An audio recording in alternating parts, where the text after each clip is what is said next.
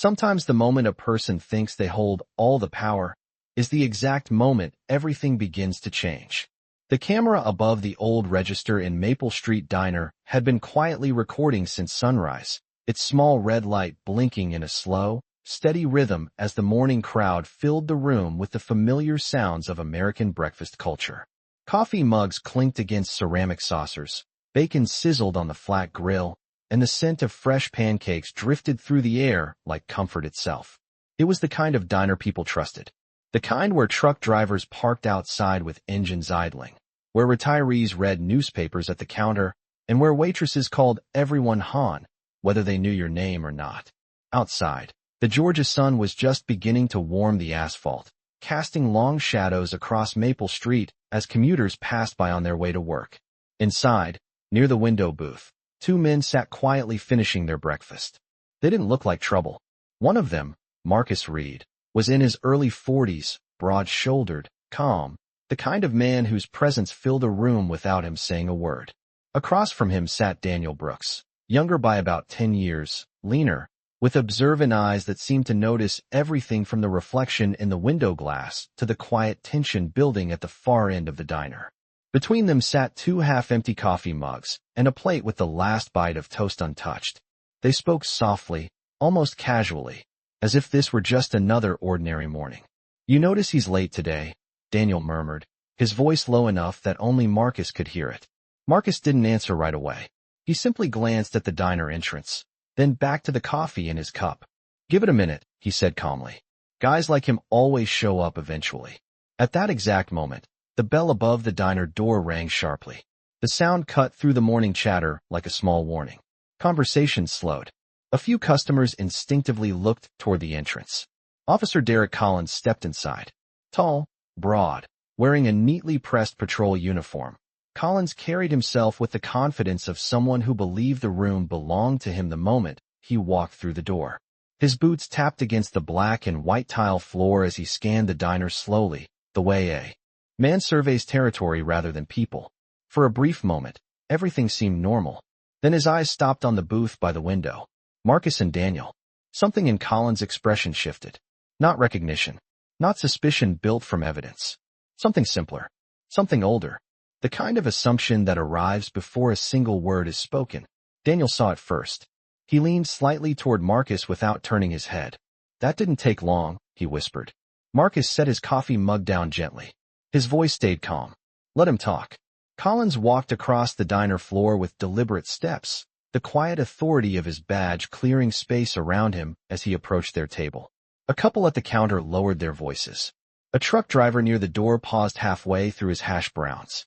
Even the waitress behind the counter slowed as she wiped a glass, watching the scene unfold without fully realizing why the room suddenly felt heavier. Collins stopped beside their booth and looked down at them.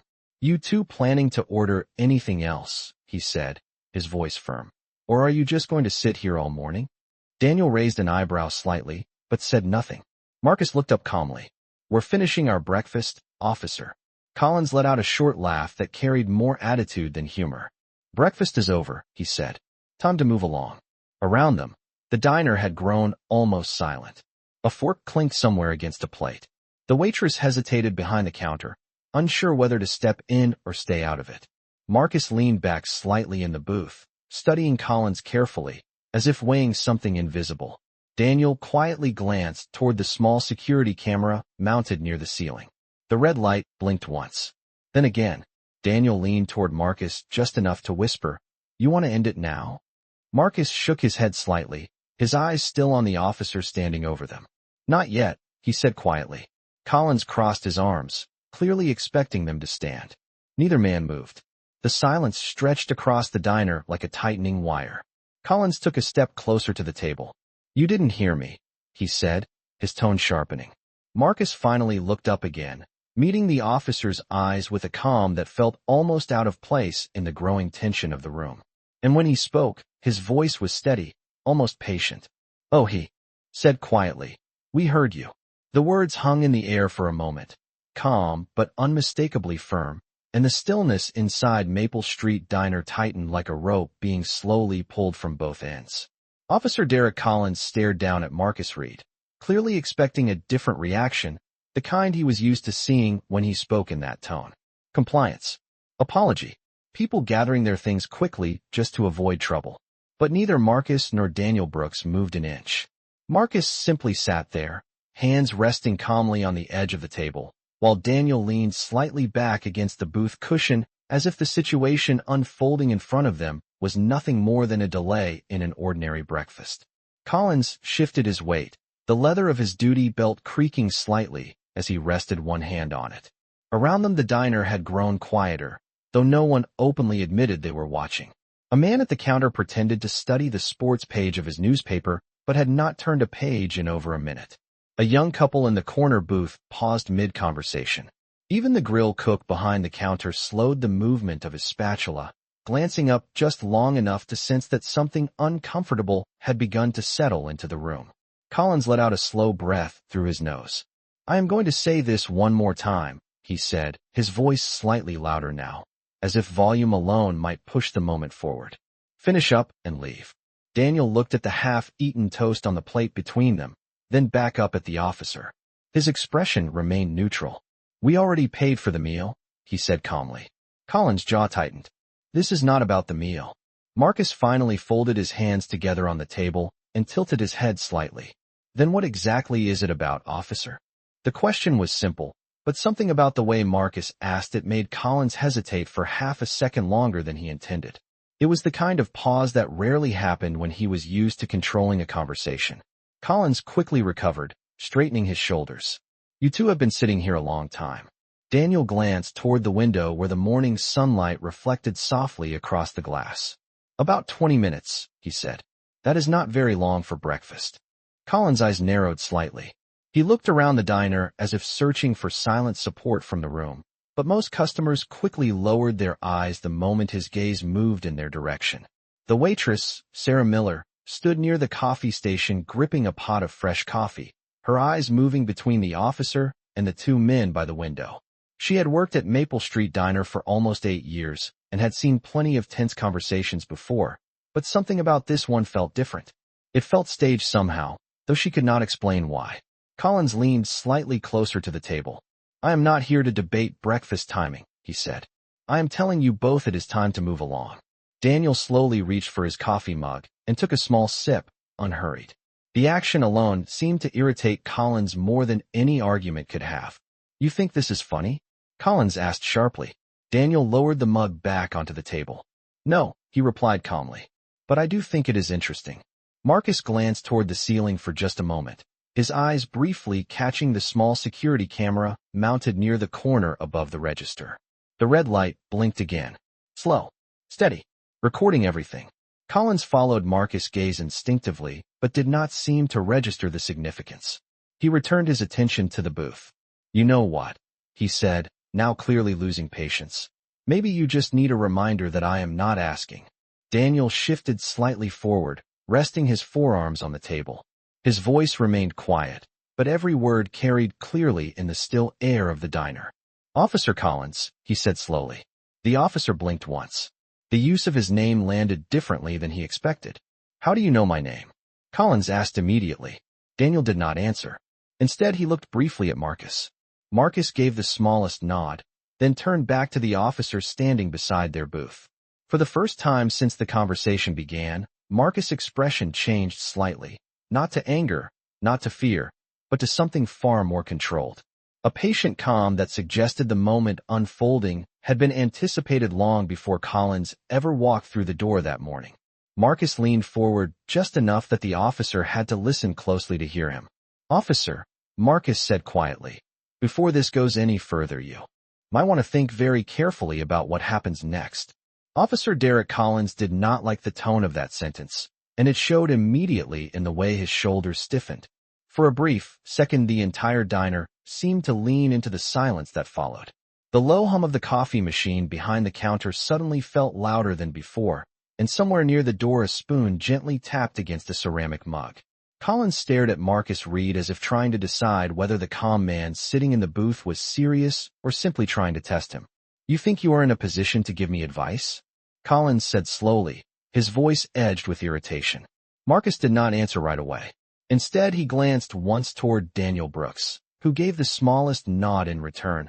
Then Marcus returned his attention to the officer. His expression remained steady, patient, the kind of patience that did not come from fear, but from experience. "I am simply suggesting that you take a moment," Marcus said quietly. "That is all." Collins let out a short laugh that carried more frustration than humor. "You two really think this is some kind of game?" Daniel leaned slightly forward, folding his hands together on the table as if settling into a conversation rather than a confrontation. "No," Daniel said calmly.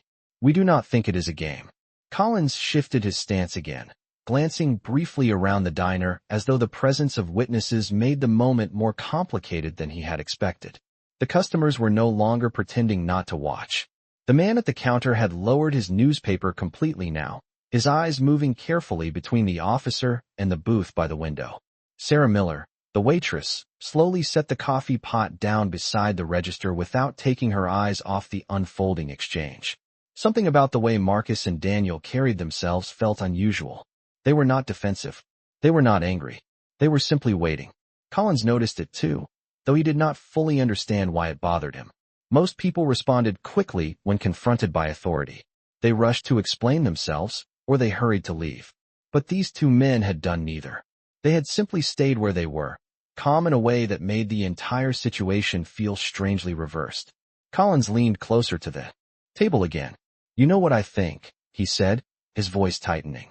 "I think you two are trying to make a scene." Daniel tilted his head slightly. "If we were trying to make a scene, officer," he said evenly, "we would probably be speaking a lot louder." A faint murmur passed through the diner as a few customers exchanged quiet glances. Collins ignored them. His focus stayed locked on Marcus.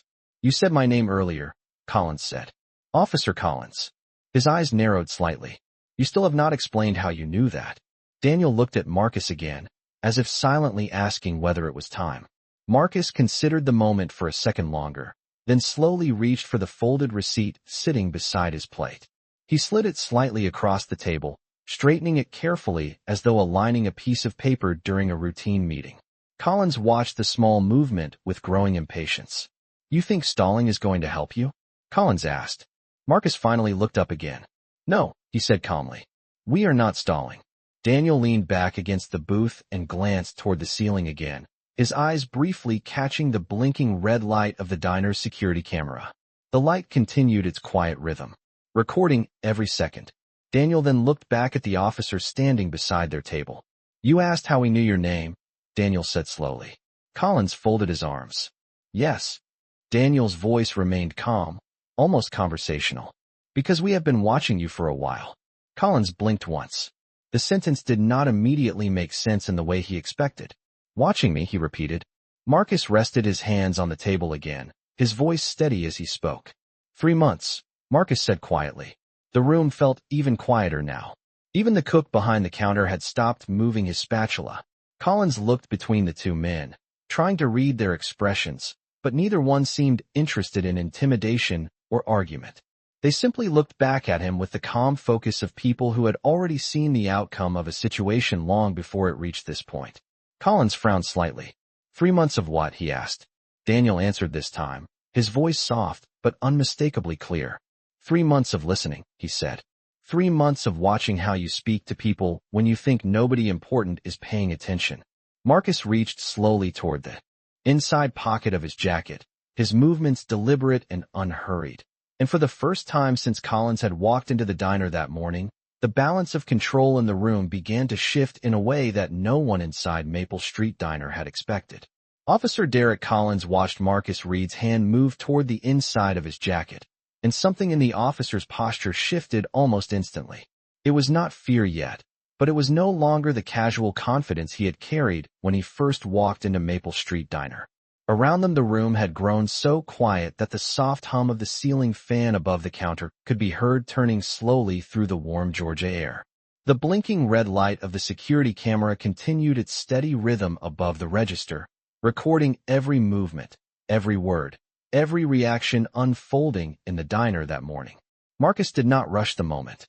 His hand moved calmly, deliberately, as though he had performed this same motion hundreds of times before.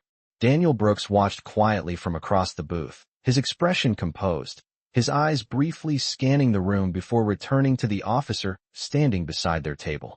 Several customers had now completely stopped pretending to mind their own business. The man at the counter leaned slightly forward on his elbows, the newspaper forgotten beside his plate.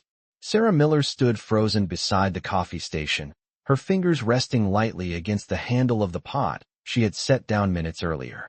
Collins noticed the attention gathering around them, and his jaw tightened again.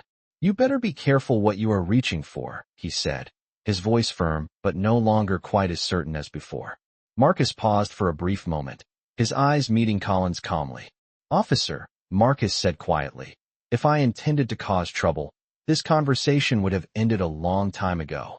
Then he slowly withdrew a slim leather wallet from inside his jacket. Collins frowned slightly as Marcus placed the wallet on the table between the plates and coffee mugs. For a second nothing happened. Marcus simply rested his hand on top of the wallet as though allowing the officer time to reconsider the direction of the moment. Daniel remained silent, watching Collins carefully, the faint reflection of the diner window flickering across his eyes. Collins crossed his arms again, trying to regain the authority. He felt slipping from the room. "Go ahead," he said sharply. "Show me whatever you think is going to change something." Marcus opened the wallet.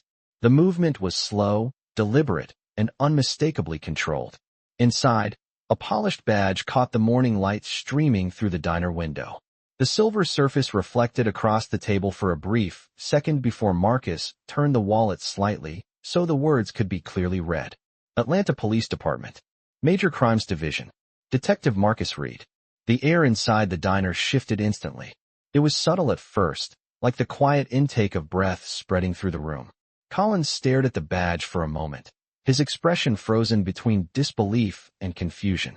His eyes moved from the badge to Marcus' face, then back to the badge again, as if hoping the words might rearrange themselves into something else. Daniel reached calmly into his own jacket and placed a second badge beside the first one. Detective Daniel Brooks. Major Crimes Division. Neither man raised their voice. Neither one leaned forward or demanded an apology. They simply allowed the reality of the moment to settle into the room on its own. Collins blinked twice, his arms slowly lowering from their folded position. "Detectives," he said under his breath, the words sounding unfamiliar in his mouth. Marcus closed the wallet halfway but did not remove it from the table. "Undercover," he corrected calmly. The officer's eyes widened slightly. Daniel leaned back again in the booth, his voice steady and measured. "Which means we were hoping you might give us a reason to introduce ourselves." Collins looked around the diner again, suddenly aware that the quiet witnesses around him had just seen the entire exchange unfold.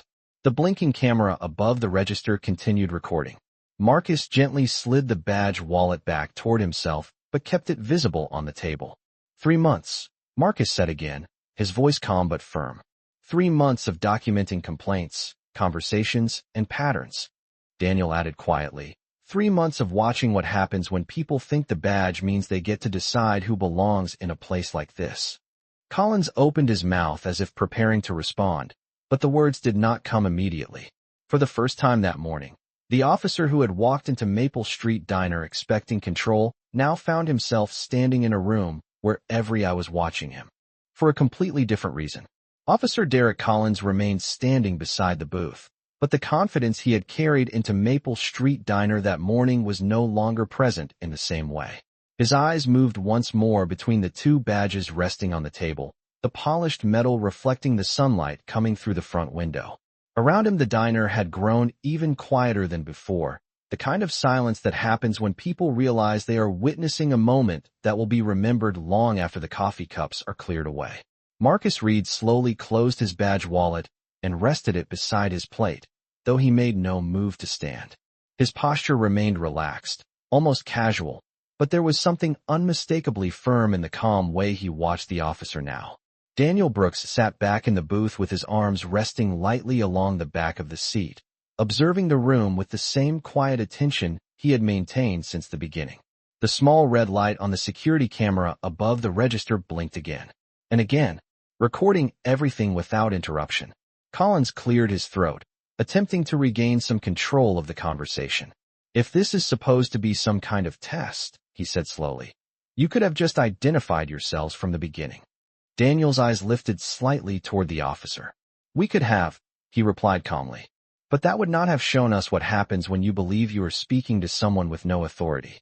The words hung in the air for a moment. Collins looked around the diner again, noticing the quiet witnesses now openly watching him. The truck driver near the door had pushed his plate aside completely, his attention fixed on the booth. The young couple in the corner booth exchanged a brief glance, but said nothing. Sarah Miller still stood near the coffee station, her expression a mix of confusion and realization as she slowly began to understand the larger meaning of what had just happened. Collins shifted his stance slightly, his voice lower now. You said 3 months, he muttered. Marcus nodded once. 3 months of reviewing complaints from citizens who said they were treated differently, depending on where they stood, how they looked, or who you believed they were. Daniel added quietly. 3 months of observing how those conversations began. Collins frowned. Complaints happen in every department. Marcus agreed without raising his voice. Yes, they do. Then he leaned forward slightly, resting his forearms on the table. But patterns matter. The word patterns seemed to settle heavily in the room. Collins looked down at the table again as though trying to organize his thoughts. You were saying you came here today just to provoke something, he said. Daniel shook his head slowly.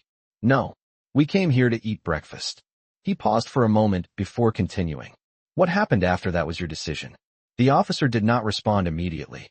The sounds of the diner slowly returned in small pieces around the edges of the silence. A fork scraped lightly against a plate. The coffee machine released a quiet hiss of steam. Outside the front window, a car passed along Maple Street, its tires rolling across the warm pavement. Collins rubbed his jaw thoughtfully, as if trying to recover the version of the morning he had expected when he walked through the door. You think this proves something, he said finally. Marcus answered calmly. It proves that authority is not supposed to depend on assumptions. Daniel glanced toward the ceiling camera again. And it proves that people behave differently when they believe nobody is paying attention. Collins followed his gaze upward for the first time with real awareness. The blinking red light seemed to stare back at him like a silent witness. Marcus reached for his coffee mug and took a slow sip before setting it down again. Then he looked directly at the officer standing beside their table. His voice remained steady, but there was a quiet finality in the words he spoke next. Officer Collins, he said, this morning was never about breakfast. Daniel finished the thought calmly. It was about the moment someone decides who belongs in a place like this. Collins stood there for another long second, realizing that the conversation had shifted far beyond the simple exchange he thought he was starting when he walked into Maple Street Diner, and that the quiet diner around him had become the exact kind of place where the meaning of authority could no longer be controlled by a single voice. The words settled over the diner like the final note of a long song, and for several seconds no one spoke. Officer Derek Collins stood beside the booth with his eyes fixed on the table, the polished badge wallets now closed, but their presence still dominating the quiet space between the plates and coffee mugs. The morning sunlight streaming through the window had shifted slightly, casting longer streaks of light across the diner floor and the chrome edges of the tables. Somewhere behind the counter the grill began to sizzle again as the cook slowly returned to his work, though his eyes continued to glance up every few seconds. Life inside Maple Street Diner was trying to return to normal, but the tension in the room made every small sound feel amplified. Marcus Reed remained seated, his calm posture unchanged, his hands resting loosely around the warm ceramic coffee mug in front of him. Daniel Brooks sat across from him with the same quiet composure, though his eyes carefully studied Collins with the attention of someone who had spent years observing people in moments exactly like this. Collins finally lifted his head. The certainty that had filled his voice earlier that morning had softened into something more cautious. You are telling me, he said slowly, that this entire situation has been some kind of observation. Marcus did not answer immediately. Instead, he looked briefly around the diner, acknowledging the silent witnesses who had unintentionally become part of the moment. The truck driver near the entrance, the couple in the corner booth, the elderly man at the counter who now held his coffee cup without drinking from it. Then Marcus returned his attention to Collins. Not this entire situation, Marcus said quietly. Just the way it started. Collins shifted his stance again, clearly uncomfortable with the number of eyes in the room. And what exactly do you think you proved? He asked. Daniel spoke before Marcus could respond. His voice remained calm, measured, the tone of someone explaining a simple fact rather than making an accusation. "We proved that sometimes authority begins with a question," Daniel said. "And sometimes it begins with an assumption." Collins frowned slightly. Daniel continued. "This morning you did not ask a question." The officer opened his mouth to respond, but stopped himself. For the first time since he walked into the diner, he seemed to consider the words carefully before speaking. "People make quick decisions in this job," he said quietly. Marcus nodded. "That is true." Collins looked at him again, almost searching for something in the detective's expression that might give him a clearer answer. "But you are saying those decisions have consequences." Marcus leaned back slightly in the booth, his calm voice steady. "All decisions do." The blinking red light of the security camera continued its steady rhythm above the counter, capturing the quiet exchange. Daniel glanced toward it briefly before returning his gaze to the officer. 3 months ago, Daniel said, "we started hearing the same story repeated in different parts of the city." Collins listened without interrupting. "Different people," Daniel continued. "Different neighborhoods. Different situations." Marcus added softly. "But the same tone." Collins rubbed the back of his neck thoughtfully. "Complaints do not always tell the whole story." Marcus agreed again. "That is why we watch." Daniel folded his hands together on the table. "And that is why we wait." Outside the diner window, another car passed along Maple Street, the reflection of its movement sliding across the glass like a brief ripple of light. Collins looked down at the table again before slowly exhaling. "So what happens now?" he asked. Marcus did not answer immediately. He simply lifted his coffee mug again and took a small sip before setting it down with quiet precision. The calmness of the gesture made the moment feel strangely heavier than if he had spoken quickly. Finally, Marcus looked up. "Now," he said, "the report gets finished." Daniel added gently. "And the story becomes part of the record." Collins looked around the diner one more time, taking in the silent witnesses, the blinking camera, the quiet booth where 2 detectives had been sitting long before he arrived that morning. For the first time since the conversation began, he seemed to understand that the moment unfolding inside Maple Street Diner was not just about a single exchange over breakfast, but about something much larger than the simple authority he believed he carried when he walked through the door. For several seconds after Marcus Reed finished speaking, the quiet inside Maple Street Diner stretched into a silence that felt heavier than anything that had happened earlier that morning. Officer Derek Collins remained standing beside the booth, but the posture that once carried authority now carried hesitation instead. His eyes moved again toward the small security camera mounted above the register, its red light blinking in the same calm rhythm it had kept all morning. That light had not changed, but the meaning of it had. It was no longer just a routine camera recording another ordinary breakfast rush. Now it felt like a witness. Collins slowly drew in a breath and looked back at the 2 men sitting in the booth. Marcus Reed and Daniel Brooks had not raised their voices once since the conversation began. They had not threatened him, and they had not moved from their seats. Yet somehow the entire balance of the room had shifted without a single dramatic gesture. The authority Collins believed he carried when he walked through the door had quietly dissolved under the weight of patience and observation. A chair scraped softly near the counter as the elderly man finally set his empty coffee cup down. The truck driver near the entrance leaned back in his seat with his arms folded, still watching carefully. Sarah Miller slowly picked up the coffee pot again, though she hesitated before pouring a refill for anyone, as if unsure whether the moment was truly finished. Collins rubbed his hands together once, a nervous gesture that did not match the confident officer who had first approached the booth. 3 months, he repeated quietly, almost to himself. Daniel nodded slightly. 3 months of listening, he said. Collins looked toward the window where the bright Georgia sunlight illuminated the quiet street outside.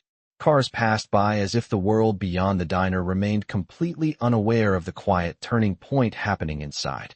When Collins looked back again, Marcus was watching him with the same calm focus he had shown since the beginning. There was no triumph in the detective's expression, no anger, only the steady patience of someone who had seen many moments like this unfold before. Collins finally spoke again. "You already made your point," he said. Marcus considered the words for a moment before responding. "This was never about making a point," he said quietly. Daniel added gently. It was about understanding what happens when no one stops to ask a simple question first. Collins lowered his eyes briefly toward the table, where the edge of the badge wallet still rested beside Marcus' plate. "And what question would that be?" he asked. Marcus answered without hesitation. "Who are you speaking to?" The words were simple, but they carried a weight that spread through the room like a slow echo. Collins remained silent after that. The diner had begun to return to its normal rhythm again. The cook behind the counter flipped another order of pancakes onto a plate. Coffee cups were lifted and set down again. The quiet hum of conversation began to rise slowly in the background, though many people still kept their attention on the booth near the window. Daniel glanced once more toward the camera above the register. The red light blinked again. Recording. Always recording. He then turned his attention back to Collins. "Moments like this do not usually get written down," Daniel said calmly. Collins looked up again. "But this one will." Marcus nodded once. "Every part of it." Collins exhaled slowly, as if the reality of that sentence had finally settled in. The officer who had walked into Maple Street Diner expecting to control a small conversation now understood that the moment had grown far beyond him. It was not just a breakfast table exchange anymore. It had become a record of assumptions, a record of choices, a record of what happens when authority meets accountability under the quiet glow of a camera that never looks away. Marcus finally reached for the receipt on the table and folded it neatly beside his empty plate. Then he stood up slowly from the booth. Daniel followed a second later. Neither man moved toward the door yet. They simply stood there for a moment, looking at Collins with the same calm patience they had carried all morning, waiting to see what decision the officer would make now that the room, the witnesses, and the truth had all been placed quietly in front of him. Marcus Reed and Daniel Brooks stood beside the booth without rushing toward the door, their movements calm and deliberate, as if the outcome of the moment had already been decided long before this morning began. Officer Derek Collins remained where he was, standing in the narrow space beside the table with the quiet weight of the diner around him. The room had not returned completely to normal, even though the cook had resumed working and a few quiet conversations had begun to drift through the air again. Everyone understood that the moment unfolding in Maple Street Diner had not fully ended yet. Collins looked at the two detectives for a long second, then slowly glanced around the room again. The truck driver near the entrance met his eyes without looking away this time. The elderly man at the counter lifted his mug and took a slow sip of coffee. Sarah Miller quietly wiped down the edge of the counter with a folded cloth, though her attention remained on the three men near the window booth. The blinking red camera light continued its steady rhythm above the register, the silent witness that had been there long before any of them walked in. Collins finally spoke again, though his voice had lost the sharp authority it carried earlier that morning. "You said the report will be finished," he said slowly. Marcus nodded once. "Yes." Collins shifted his weight slightly and looked down at the empty plates on the table as if they held answers that had not yet been spoken. "And what exactly does that report say?" he asked. Daniel replied calmly before Marcus could speak. "It says that the way a conversation begins often determines how it ends." Collins looked up again, studying their expressions carefully. "You make it sound simple." Marcus answered quietly. "Sometimes it is." Collins let out a slow breath. The tension that had once filled the room like a tightening wire now felt different. It was no longer sharp or confrontational.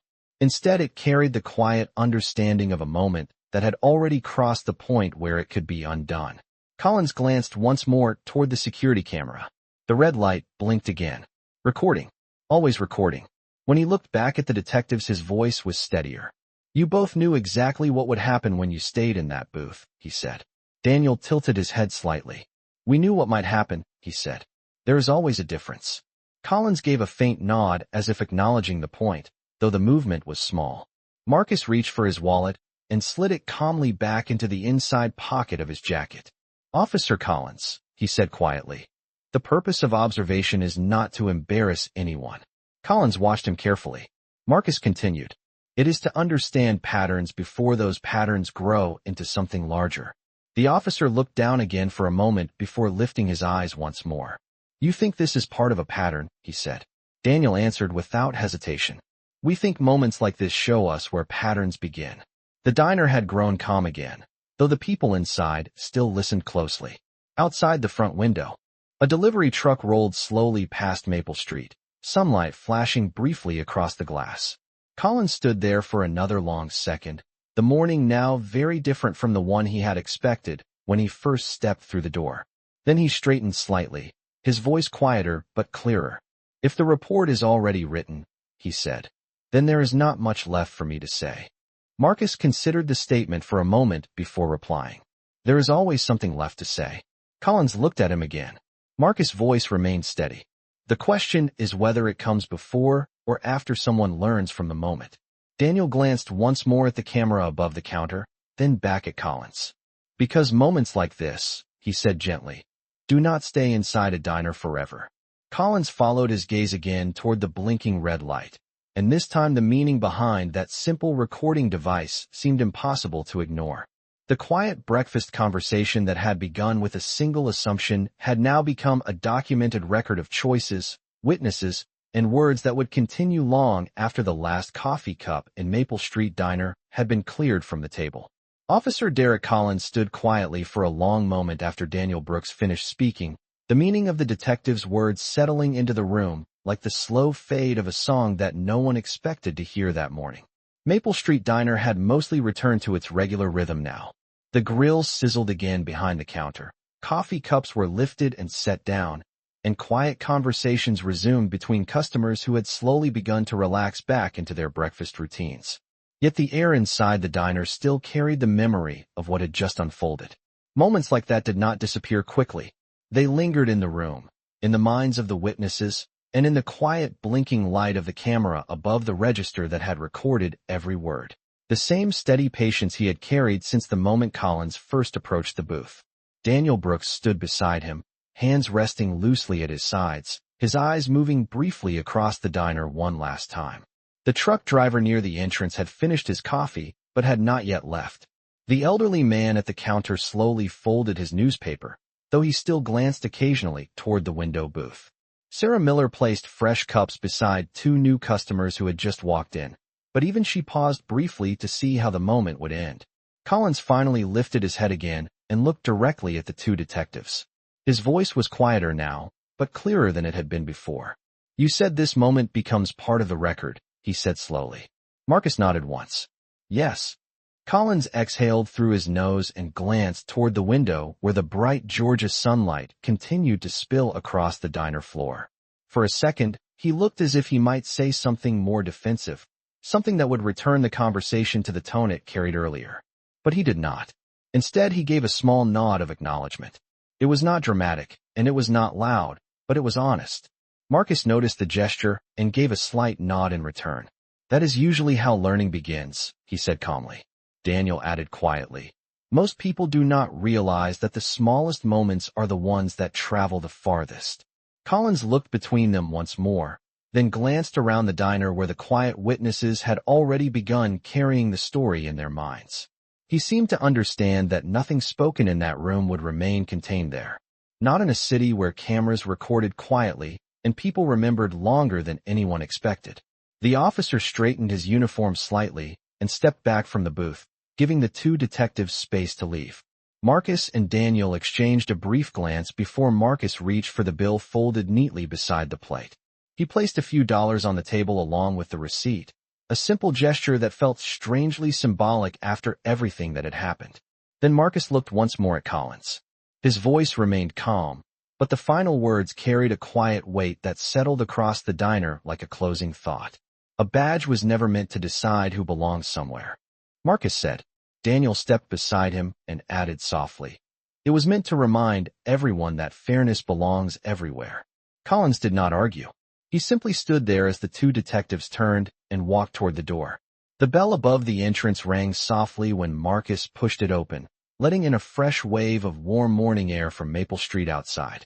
For a brief second, the sunlight framed the two men as they stepped onto the sidewalk and disappeared into the movement of the waking city. Inside the diner, the camera above the register blinked once more. Quiet, steady, recording the last moments of a story that had begun with an assumption and ended with something far more powerful. Because sometimes the loudest lesson does not arrive with anger or confrontation. Sometimes it arrives with patience, with truth,